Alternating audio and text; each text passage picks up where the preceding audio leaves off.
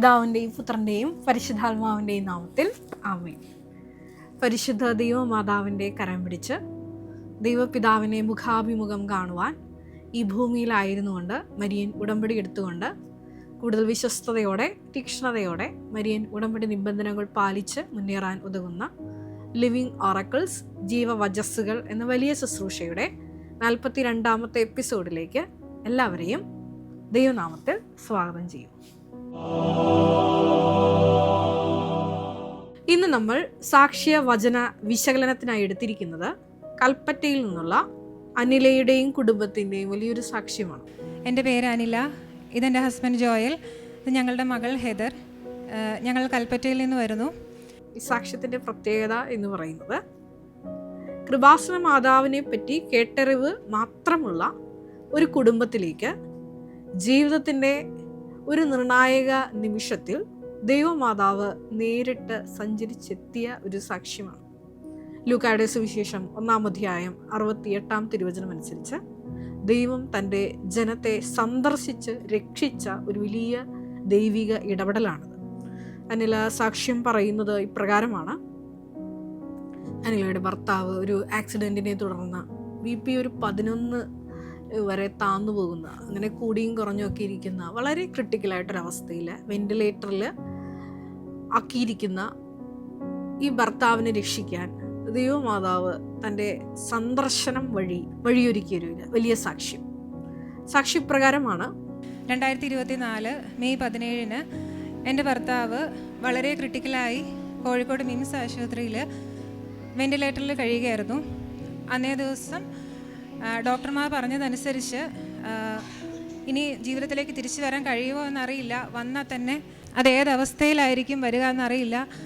അങ്ങനെ വളരെ വളരെ ക്രിട്ടിക്കലായിട്ടുള്ള അവസ്ഥയിലായിരുന്നു. ഇങ്ങനെ വെന്റിലേറ്ററിൽ ആയിരിക്കുന്ന ഭർത്താവിൻ്റെ ഈ ICUയുടെ മുമ്പിൽ ബെഞ്ചിലിരിക്കുന്ന ഈ മകള് ഒരു 2:45 മണിയോട് കൂടിയിട്ട് രാത്രി സമയമാകുമ്പോൾ ഈ മകളുടെ അടുത്തേക്ക് പരിശുദ്ധ ദൈവമാതാവ് കടന്നു വരികയാണ്. അന്ന് ഞാൻ വളരെ പകച്ചു നിന്നൊരു നിമിഷങ്ങളായിരുന്നു അത്. എൻ്റെ കുഞ്ഞിനെയും പിടിച്ച് ഞാൻ ആ ICUവിൻ്റെ ഫ്രണ്ടിൽ ബൈസ്റ്റാൻഡേഴ്സ് ഇരിക്കുന്ന ആദ്യത്തെ ബെഞ്ചിൽ തന്നെ ഇരിക്കുകയായിരുന്നു. ഒന്ന് പ്രാർത്ഥിക്കാൻ പോലും എനിക്ക് അറിയില്ലായിരുന്നില്ല. ആകെ എനിക്ക് ഓർമ്മ വരുന്നത് 91-ാം സങ്കീർത്തനം മാത്രമായിരുന്നു. അത് ഞാൻ മനസ്സിൽ ഉരുവിട്ടുകൊണ്ടേയിരുന്നു. അന്നേ ദിവസം രാത്രി ഒരു 2:45 ഒരു സ്ത്രീ എൻ്റെ അടുത്ത് വന്നു. അപ്പോൾ ഈ മകള് വ്യക്തമായിട്ട് പറയുന്നുണ്ട്, അമ്മ ചുരിദാറാണ് ധരിച്ചിരുന്നത്, അമ്മയുടെ കഴുത്തിൽ ഒരു ജപമാല ഉണ്ടായിരുന്നു, കയ്യിൽ ഒരു കാശുരൂപം ഉണ്ടായിരുന്നു. എന്നിട്ട് വന്നിട്ട് ഈ മകളോട് പറയുകയാണ്, ഇതാരാണെന്ന് അറിയാമോ? കൃപാസനത്തിനെ പറ്റി എനിക്ക് വലിയ ധാരണകളൊന്നുമില്ല. ആകെ മാതാവിനെ അറിയാം, കണ്ടിട്ടുണ്ട്. എൻ്റെ ചേട്ടൻ്റെ ഭാര്യ പറഞ്ഞിട്ടുള്ള ചെറിയൊരു അറിവ് മാത്രമേ ഉള്ളൂ. അപ്പം ഞാൻ അറിയാം എന്നുള്ള രീതിയിൽ തലയാട്ടി. ഒന്നും തിരിച്ചു പറയാൻ കഴിയുന്ന അവസ്ഥയിലായിരുന്നില്ല ഞാൻ. നീ ജപമാല ചൊല്ലി പ്രാർത്ഥിക്കണം. നീ ഭർത്താവിൻ്റെ അടുത്ത് കയറുമ്പോൾ ഈ കാശുരൂപം, കൃപാസന മാതാവിൻ്റെ കാശുരൂപം കാണിച്ചു കൊടുത്തിട്ട് പറഞ്ഞു, ഇത് തൊട്ട് പ്രാർത്ഥിക്കണം.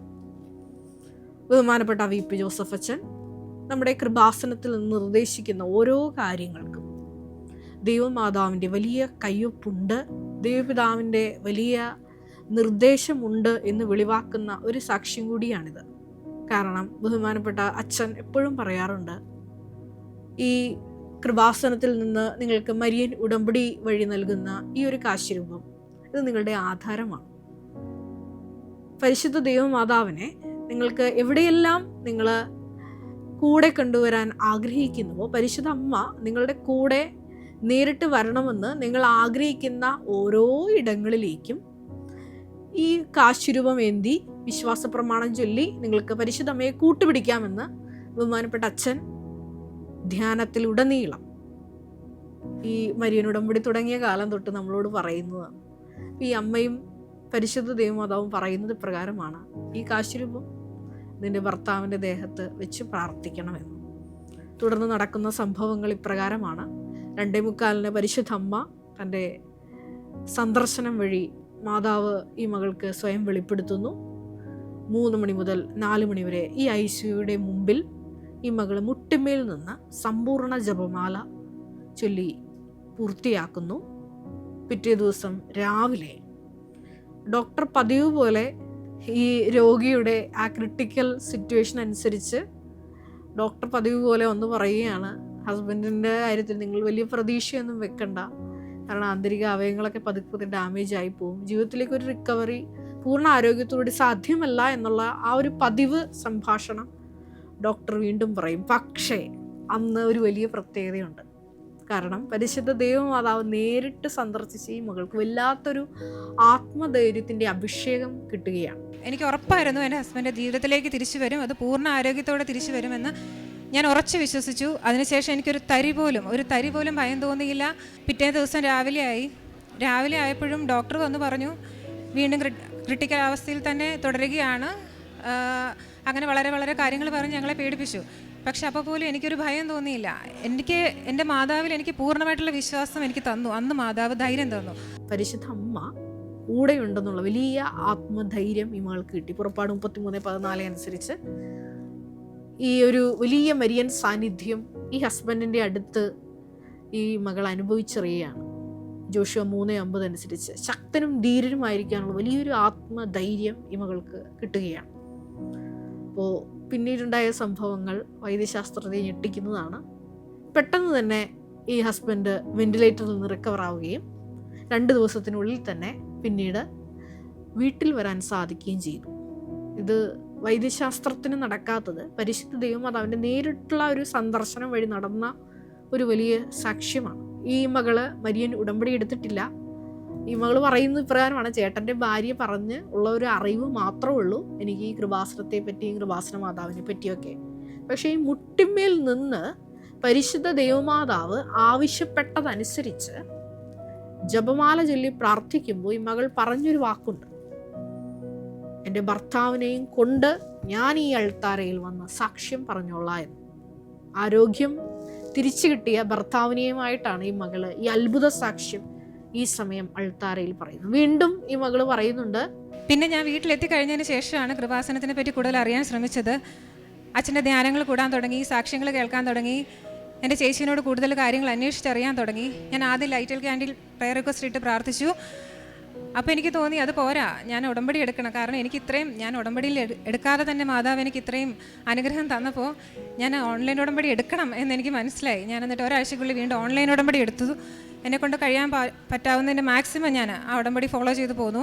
പിന്നീടും ആ മകൾക്കുള്ളിലൊരു കുറ്റബോധമുണ്ട്. കാരണം എൻ്റെ ജീവിതത്തിൽ പരിശുദ്ധ ദൈവമാതാവ്, സ്വർഗത്തിലിരിക്കുന്ന ദൈവമാതാവ് നേരിട്ട് 2:45 മണിയായപ്പോൾ സന്ദർശിച്ചതിന് ഞാൻ ഇപ്രകാരം ഒന്ന് ചെയ്താൽ പോരാ, ഇവിടെ വന്ന് തന്നെ ഉടമ്പടി എടുക്കണം. അപ്പം ഈ മകള് ഉള്ളിൽ പറയുകയാണ്.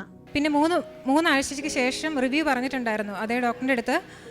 അപ്പോൾ അന്ന് ഒരു ചെറിയൊരു പ്രൊസീജിയർ ചെയ്യേണ്ടി വരും, ഒരു ദിവസം അഡ്മിറ്റ് ആവണം എന്നായിരുന്നു ഡോക്ടർ പറഞ്ഞു വിട്ടത്. അപ്പോൾ വീണ്ടും ചെക്കപ്പിന് പോയപ്പോൾ ഈ മകള് മനസ്സിലിങ്ങനെ പ്രാർത്ഥിക്കുകയാണ്: ഡോക്ടർ ഇങ്ങനെ പറയണ്ട, അതായത് ഈ ഒരു ഇൻ്റർവെൻഷൻ്റെ ആവശ്യം ഇല്ല എന്ന് പറയണം. ഇതാണ് ഈ മകളുടെ മനസ്സിൽ നിയോഗം. അങ്ങനെയാണെന്നുണ്ടെങ്കിൽ ഞാൻ തീർച്ചയായിട്ടും വയനാട്ടിൽ നിന്ന് കൃപാസനത്തിൽ വന്ന് തീർത്ഥാടക ഉടമ്പടി എടുത്ത് പ്രാർത്ഥിച്ചോളാം എന്നാണ് ഈ മകൾ മനസ്സിൽ പറയുന്നത്. ആ മകളുടെ നിഷ്കളങ്കമായ പ്രാർത്ഥന ദൈവമാതാവ് വീണ്ടും കേൾക്കുന്നു. അന്ന് റീചെക്കപ്പിന് പോയപ്പോൾ ഫോളോ അപ്പിന് പോയപ്പോൾ ഡോക്ടേഴ്സ് പറഞ്ഞു, ഇനി ആ ഒരു ഇൻ്റർവെൻഷൻ്റെ ആവശ്യമില്ല, നിങ്ങളുടെ ഭർത്താവ് പൂർണ്ണ സൗഖ്യവാനായിരിക്കും. പിന്നീട് ഈ മകൾ പറയുന്നുണ്ട്, ആക്സിഡൻറ്റിനെ തുടർന്ന് ഹസ്ബൻഡിൻ്റെ ജോലിയുടെ വിഷയം ഒരു ക്വസ്റ്റ്യൻ മാർക്കായിരുന്നു. ഒരു പുതിയ ജോലിക്ക് വേണ്ടിയിട്ട് ഇങ്ങോട്ട് വിളിച്ച്, അതായത് നിയമാവർത്തനം 8:3 തിരുവചനം അനുസരിച്ച് അജ്ഞാത മേഖലയിൽ നിന്ന് ഇങ്ങോട്ട് ഒരു ഫോൺ കോൾ വിളിച്ചിട്ടാണ് മാതാവ് ഒരു ജോലി ഈ ഹസ്ബൻഡിന് ബാംഗ്ലൂരിൽ നല്ലൊരു ജോലി തരപ്പെടുത്തി കൊടുക്കുന്നത്. വീണ്ടും നമ്മൾ പറയുന്നുണ്ട്, ബാംഗ്ലൂർ എത്തിക്കഴിഞ്ഞപ്പോൾ അവിടെ വീട് ശരിയാകാനുള്ള തടസ്സങ്ങളുണ്ടായിരുന്നു. പക്ഷേ അവിടെ എത്തിക്കഴിഞ്ഞപ്പോൾ അവിടെ ഞങ്ങൾക്ക് സഹായത്തിനായിട്ട് മാതാവ് ആളെ വിട്ടിട്ടുണ്ടായിരുന്നു. ഞങ്ങൾ പ്രതീക്ഷിച്ചതിലും കൂടുതൽ നല്ലൊരു വീട്, അതും അവിടെ കിട്ടാവുന്നതിലും കുറഞ്ഞൊരു വാടകയ്ക്ക് മാതാവ് ഞങ്ങൾക്ക് ശരിയാക്കി തന്നു. വീണ്ടും ഡാനില എന്ന ഈ മകൾ പറയുന്നത് പ്രകാരമാണ് തൻ്റെ മകൾക്ക് സ്വന്തം മകൾക്ക് ലഭിച്ച വലിയ വലിയ ദൈവാനുഭവങ്ങൾ. കൃപാസനത്തിൽ മരിയൻ ഉടമ്പടി എടുത്തു പോകുന്ന ഈ കുഞ്ഞുങ്ങളുള്ള അമ്മമാർക്ക് കിട്ടുന്ന വലിയ വലിയ ദൈവാനുഭവങ്ങളാണ്. ഞാൻ ഇന്ന് ഓർക്കുകയാണ്, കഴിഞ്ഞ ദിവസങ്ങളിൽ എൻ്റെ സ്വന്തം ചേച്ചി ഇപ്രകാരം പറയേണ്ട, എന്നും സ്കൂളിൽ പോകുമ്പോൾ കുഞ്ഞുങ്ങൾക്ക് എന്നും അസുഖമായിരുന്നു. അപ്പോൾ ഇവിടെ നിന്ന് മരിയൻ ഉടമ്പടി പുതുക്കാൻ നേരത്ത് നിങ്ങൾക്കറിയാം ഉടമ്പടി തൈലം കിട്ടും. അപ്പോൾ ഈ ഉടമ്പടി തൈലം എല്ലാം ചേച്ചി എടുത്തു വെച്ചിരിക്കുകയായിരുന്നു. അപ്പോൾ ചേച്ചിക്ക് ഒരു ദിവസം തോന്നി ഇതൊക്കെ കുഞ്ഞുങ്ങളെ അപ്ലൈ ചെയ്ത് വിടണം, വിശ്വാസപ്രമാണം ചൊല്ലി. അപ്പോൾ എൻ്റെ ചേച്ചി എന്നോട് പങ്കുവയ്ക്കുകയായിരുന്നു, ഇങ്ങനെ ഈ ഉടമ്പടി തൈലം തേച്ച് കുഞ്ഞുങ്ങളെ യാത്രയാക്കാൻ തുടങ്ങിയപ്പോൾ ഈ സ്കൂളിൽ നിന്ന് അല്ലെങ്കിൽ വരുമ്പോൾ അവിടെയുള്ള എല്ലാ അസുഖവും വാങ്ങിച്ചുകൊണ്ട് വരുന്ന കുഞ്ഞുങ്ങൾക്ക് ഇപ്പോൾ യാതൊരു പ്രശ്നവുമില്ല. ഈ അമ്മയും പറയുന്ന പ്രകാരമാണ്, ഉടമ്പടി തൈലം തേച്ച് ഈ മകളെ കിടത്തിയ പിറ്റേ ദിവസം തന്നെ, അന്ന് രാത്രി മുഴുവൻ ഈ മകൾക്ക് കഫക്കെട്ട് കൂടിയിട്ട്, ഈ അനിലയുടെ മകൾക്ക് കഫക്കെട്ട് കൂടിയിട്ട് ഉറങ്ങാൻ പറ്റാത്ത, ഒരു ശ്വാസം കിട്ടാത്തൊരവസ്ഥയൊക്കെയായിരുന്നു. പല മരുന്നുകളും ഡോക്ടർ നിർദ്ദേശിച്ചത് കൊടുത്തിട്ടും ഒരു പ്രയോജനവും ഉണ്ടായില്ല.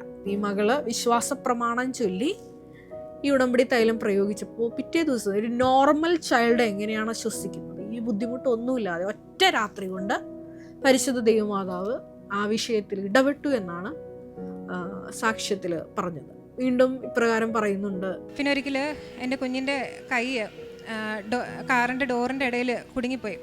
ഈ 4 വിരലും ചതഞ്ഞ പോലെയായിരുന്നു. അവൾ ഭയങ്കര കരച്ചിലായിരുന്നു. എന്ത് ചെയ്യണമെന്ന് അറിയില്ലായിരുന്നു. ഞങ്ങൾ പ്രാർത്ഥിച്ചു. കൃപാസന ഉപ്പും തേനും നാവിൽ വെച്ച് കൊടുത്തു. നീര് ആദ്യം ചെറുതായിട്ടൊന്ന് വന്നു. 1 മണിക്കൂറിന് ശേഷം നോക്കിയപ്പോൾ ഒരു നീരുമില്ല, ഒരു പാടുപോലും ഇല്ലാതെ മാതാവ് സൗഖ്യമാക്കി തന്നു. ഇപ്രകാരം ഈ ഒരു സാക്ഷ്യം നമ്മൾ വിലയിരുത്തുമ്പോൾ, വിശകലനം ചെയ്യുമ്പോൾ നമുക്ക് മനസ്സിലാവുന്നത്, അതായത് എൻ്റെ മനസ്സിലോട്ട് ഓടി വന്നത് ഇപ്രകാരമാണ്.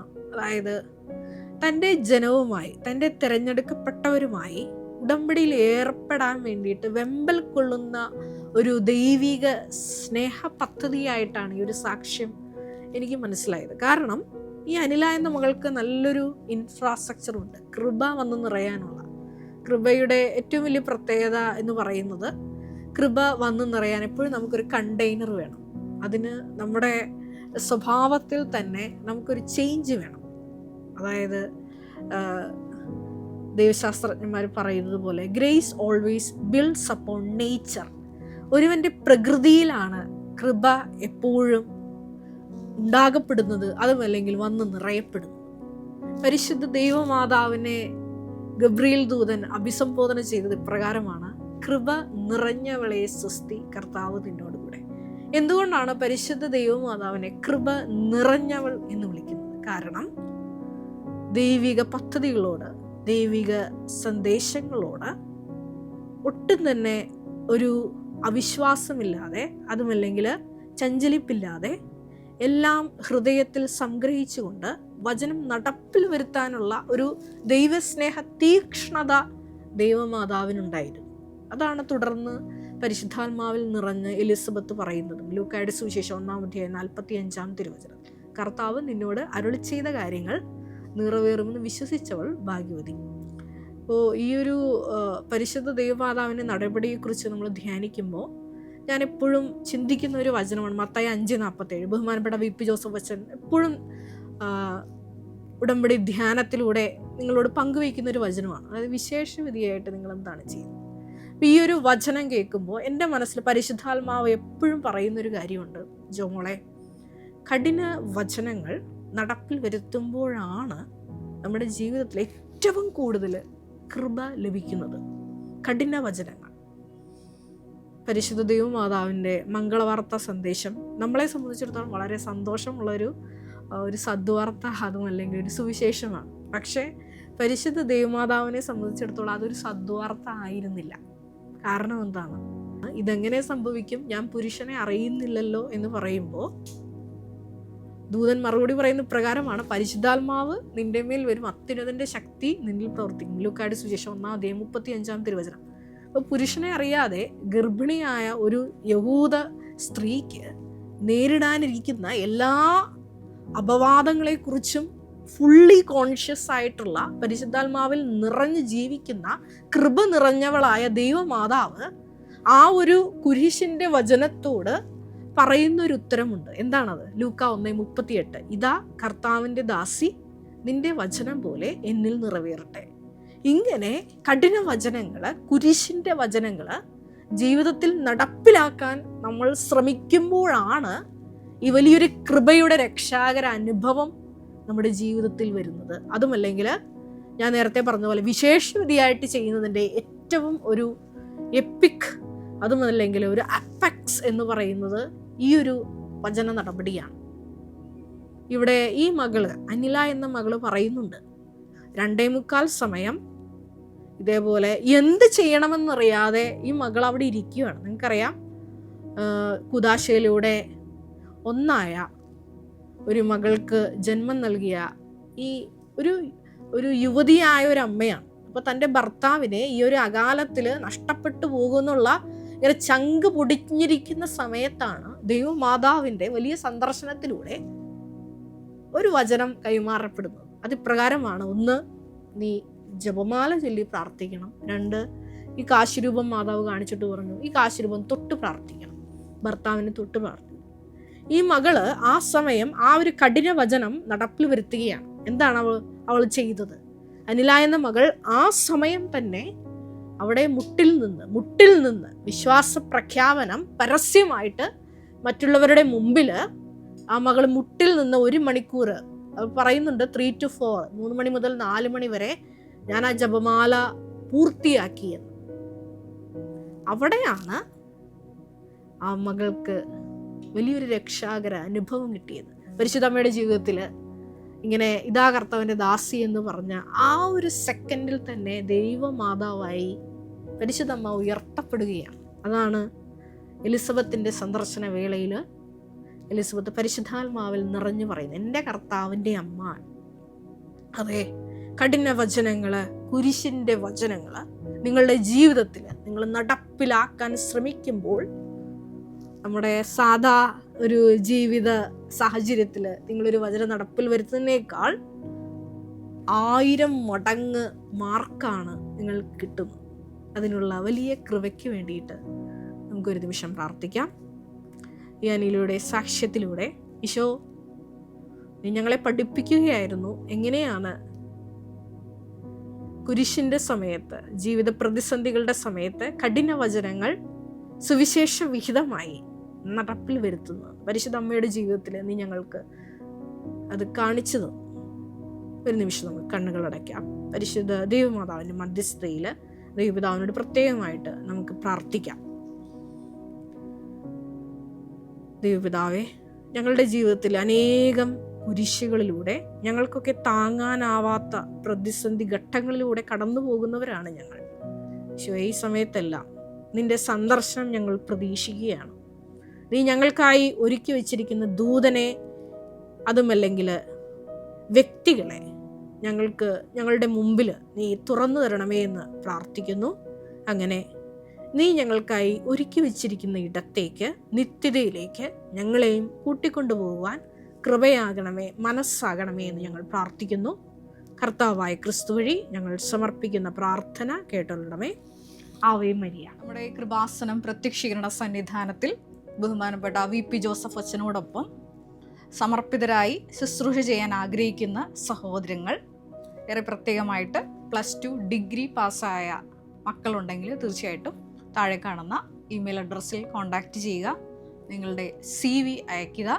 തീർച്ചയായിട്ടും പരിശുദ്ധമ്മയുടെ പ്രത്യക്ഷീകരണത്തിൻ്റെ സാക്ഷികളായി ജീവിക്കുവാൻ നിങ്ങൾക്കൊരു ആന്തരിക ബോധ്യം, അതുമല്ലെങ്കിൽ ദൈവപിതാവ് നിങ്ങളെ വിളിക്കുന്നു എന്ന് നിങ്ങൾക്ക് ബോധ്യപ്പെടുന്നുണ്ടെങ്കിൽ തീർച്ചയായിട്ടും ഞങ്ങളെ കോൺടാക്റ്റ് ചെയ്യുക.